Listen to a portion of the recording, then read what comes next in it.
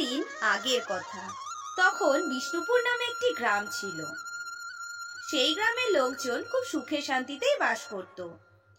সেই গ্রামে তিন বন্ধু, কানু, ধনু, বলাই নামে তিন বন্ধু বাস করত। তারা তিন বন্ধু বেশিরভাগ সময়ই আড্ডা দিতে থাকে। এরকমই একদিন, কিরে ধনু, আজ বলায়ের আসতে যে এত দেরি হচ্ছে? কে জানে, ওই যে ভিতু। তাছাড়া আজকে আবার ওকে সন্ধ্যার সময় আড্ডা দেওয়ার কথা বলেছি। দেখ, ভয়ে মনে হয় ঘরের দরজা দিয়ে শুয়ে আছে। তারা দুজন কথা বলতে বলতে সেখানে বলাই এসে হাজির হয়।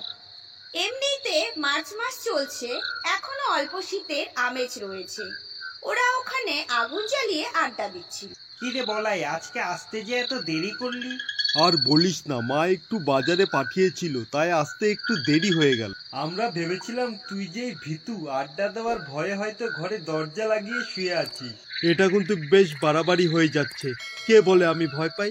আমি কোনো কিছুকেই ভয় পাই না। ঠিক আছে, তাইলে একটা বাজি হয়ে যাক। তুই যদি আজ রাত 2টোর সময় সাউডাঙ্গি শ্মশান থেকে ঘুরে আসতে পারিস, তাহলে তুই যা খেতে চাবি আমি তোকে তাই খাওয়াবো। সাউডাঙ্গি শ্মশানের কথা শুনে সে অনেকটা ভয় পেয়ে গেল, কারণ সাউডাঙ্গি শ্মশানে যে একবার যায় সে কখনো ফিরে আসে না। এটা তার সাহসিকতার প্রশ্ন। তাই সে তার বন্ধুদের বলল, ঠিক আছে, আমি আজকে রাত 2টোর সময় সাউডাঙ্গি শ্মশানে যাব, আর তোদেরকে দেখিয়ে দেব আমি কতটা সাহসী। ঠিক রাত 2টোর সময় বলাই সাউডাঙ্গি শ্মশানের দিকে যেতে লাগলো। সে যত এগোতে থাকে তার মনে ভয় তত বাড়তে থাকে। কিছু দূর যেতেই তার মনে হলো কেউ যেন তার পিছু নিয়েছে।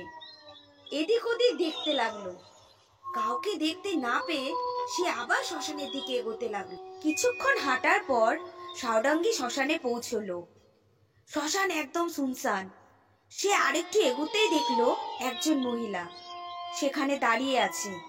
এই দেখে সে আরো বেশি ভয় পেয়ে গেল।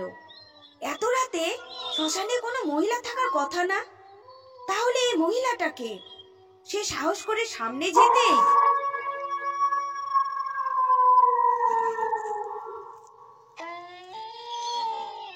সেই মহিলা হাওয়ায় উঠতে লাগলো।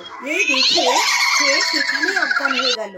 পরের দিন চোখ খুলে সে দেখে সে তার বাড়িতেই শুয়ে আছে। আগের দিন রাতে যে তার সঙ্গে কি হয়েছিল সেটা সে কাউকেই বলেনি।